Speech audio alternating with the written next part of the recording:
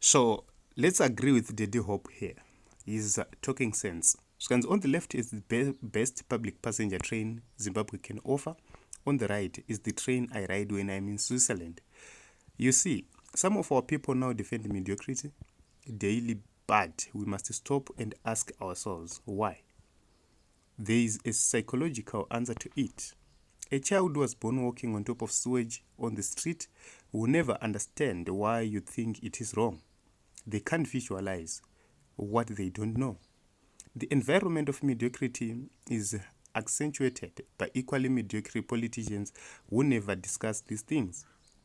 When did you last hear a politician seriously put the train situation on the table in Zimbabwe, providing solutions except for Nelson Chamisa when he talked about bullet trains?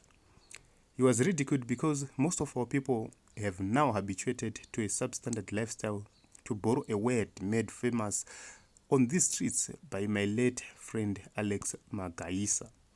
The situation suits ZANU-PF too well because it becomes an election without policies, without substantive issues discussed, and one-way insults are central to messaging.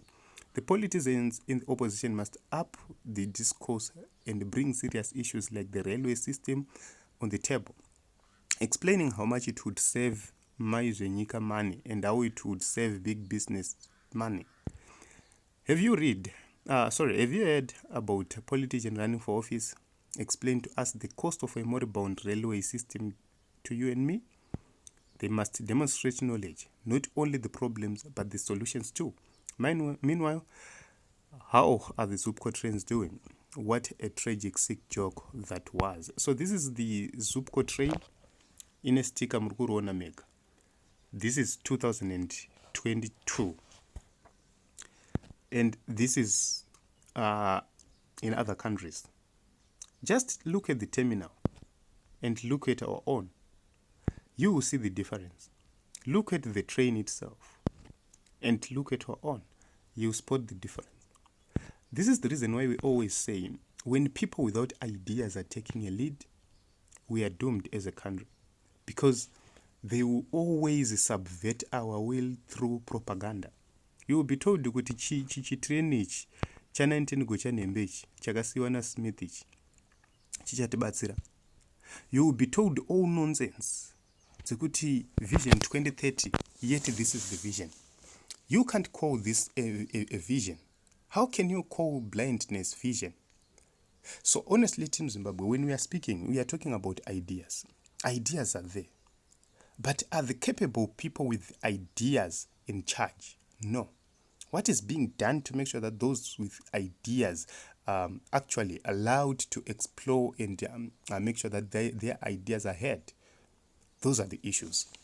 So you understand that when you're dealing with people from the party like ZANU-PF, especially the people from the rural areas, these people, if you tell them about the importance of things, they will ignore. Do you know kuti people who celebrate munhu kuti ane ngoro, who celebrate munhu kuti ane motorbike, who celebrate kuti munhu ane baskoro, to them it's achievement.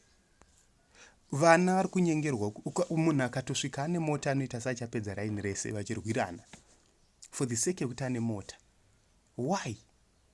Is because vana vedu vakaona sekuti to have a car is an achievement. Vanhu vedu vakaona sekuti to have a motorbike is an achievement. Vanhu vedu vakaona sekuti kupfeka hembe dzakanaka is an achievement. Yet that is not an achievement. An achievement is to make sure that your future is bright, to make sure that your future is well catered for. You have your pensions, you have your health care systems in place, you have medical aid, you have social security on all issues. So if you don't have all those things, it means you are just doing nothing. Muri kuchembera vabereki. Pamuri kuchembera, how are you going to be able to cope? You are a civil servant, you reach 65 years, you'll be retired forcefully. How are you going to cope after that?